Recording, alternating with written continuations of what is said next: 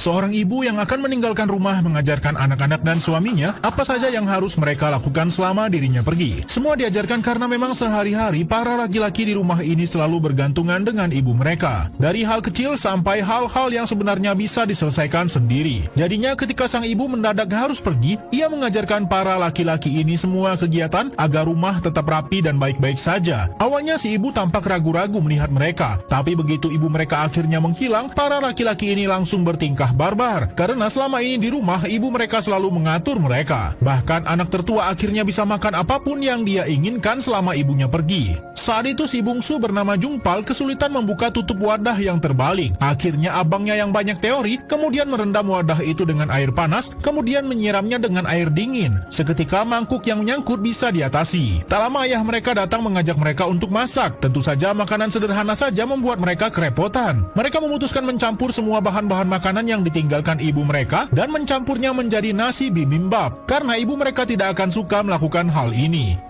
Belum selesai sampai di sini. Esok paginya mereka kedinginan dan memeriksa arang di rumah yang terlihat baik-baik saja. Lagi-lagi si anak sulung selalu berteori kemungkinan masalahnya bukan di arang, melainkan dari termos air di rumah mereka yang habis. Dan akhirnya solusinya hanya mengisi ulang air. Ketika mereka akan sarapan ramen, tiba-tiba sang ayah memberi info bahwa toilet mereka mampet. Dan si sulung inilah yang mengatasi masalah tersebut. Sampai malam hari tiba, rumah berantakan akibat ulah para laki-laki ini dan mereka mendapat telepon. Ternyata ibu mereka sudah sampai terminal dan waktu kepulangannya dimajukan. Alhasil anak dan ayah ini ketar-ketir membereskan rumah mereka yang kacau balau selama ibu pergi. Tibalah akhirnya si ibu pulang dan mengecek seluruh rumah yang dalam sekejap sudah dalam keadaan bersih total. Si ibu juga mengecek makanan di kulkas yang ternyata sudah habis tak bersisa. Ibunya juga menanyakan soal arang di rumah, namun semua sudah diatasi dan si suami menenangkan istrinya bahwa tidak perlu kepikiran soal rumah. Tapi bukannya gembira, si ibu terlihat sangat sedih dan meninggalkan mereka. Bahkan ketika di kamar, ketika suaminya mengajak minum-minum, si istri tampak tidak senang. Jungpal kemudian curhat kepada sahabatnya mengapa ibunya tiba-tiba ngambek, padahal ketika pulang rumah bersih seperti yang diinginkan. Sahabat Jungpal langsung tahu permasalahannya. Ketika kakak Jungpal masak mie, tiba-tiba Jungpal datang meletakkan tangan abangnya ke atas panci sampai terbakar. Kemudian berteriak memanggil ibunya yang segera datang membawa kotak obat. Kemudian ketika ayah Jungpal sedang membereskan arang, tiba-tiba Jungpal menjatuhkannya dan memanggil ibunya, dan tentu ibunya langsung datang mengoceh panjang lebar. Jungpal juga mengobrak-ngabrik lemarinya dan kemudian memanggil ibunya kalau ia tak bisa menemukan celana yang dia cari. Tak lama suasana hati ibu mereka menjadi lebih baik dan si ayah mengajak mereka makan bersama. Ternyata sebelumnya sahabat Jungpal bilang ibunya kecewa karena mereka baik-baik saja selama dirinya tidak ada. Justru ibunya merasa jadi tidak dibutuhkan. Maka dari itu Jungpal melakukan itu semua dan membuat suasana hati ibunya menjadi lebih baik karena tidak ingin ibunya merasa tidak dibutuhkan oleh mereka. Satu pisang dibagi 3 untuk dimakan oleh keluarga kecil ini. Beginilah betapa miskinnya keluarga mereka. Sungwo memiliki ibu tunggal dan adik yang masih kecil. Karena miskin, sehari-hari makanan mereka hanya toge dan beberapa buah tahu. Untuk membeli setandang pisang, uangnya pun kurang. Membeli beras juga tidak bisa banyak-banyak. Ditambah hanya sisa 1 arang saja di rumah mereka di musim dingin ini. Berbeda dengan keluarga Jungpal yang kaya raya bisa membeli ratusan arang di musim dingin dan tak perlu takut kedinginan di hari itu. Suatu ketika ibu Sungwo kedatangan tamu yang adalah ibu mertuanya. Ibu mertuanya dari dulu tidak suka dengan ibu Sungwo dan baru datang sudah marah-marah melihat keadaan rumah mereka dan mengomentari ibu Sungwo tidak bisa mengurus anak. Karena habis kesabaran, ibu Sungwo marah-marah kepada ibu mertuanya dan meminta pergi dari rumah mereka. Ibu mertuanya sempat memberikan sebuah amplop kepada Sungwo, namun ibu Sungwo mengejarnya dan mengembalikan uang itu. Betapa berat menjadi ibu tunggal bagi wanita ini. Esoknya ketika makan, karena beras habis, ia membiarkan anaknya makan sendirian dan ibunya hanya makan sup rumput laut saja. Hari itu tiba-tiba ibu Sungwo mendapat telepon yang ternyata dari ibu kandungnya yang mengabarkan akan datang ke rumah. Ketar-ketirlah ibu Sungwo. Ia tak mau ibunya mengira dirinya kesulitan sehingga ia sampai meminjam beras ke rumah Jungpal. Tidak lupa ketika melihat isi kulkas yang kosong, ia juga meminjam beberapa makanan kaleng untuk ditaruh di rumah. Ia menyuruh Sungwo berpakaian rapi dan memandikan anaknya yang bungsu agar tampil lebih baik. Lalu Ibu Sungwo kemudian meminjam baju Ibu Jungpal yang lebih baik untuk tampil di depan ibunya nanti. Kakak Jungpal sempat turut membantu dengan membawakan beberapa arang ke gudang Ibu Sungwo agar ibunya tak kepikiran. Jadinya ketika Nenek Sungwo sampai, ia melihat dapur dan gudang arang. Lalu ia pun lega melihat keadaan anaknya baik-baik saja. Ia juga memberikan cucu-cucunya beberapa oleh-oleh yang dibawa dari kampung.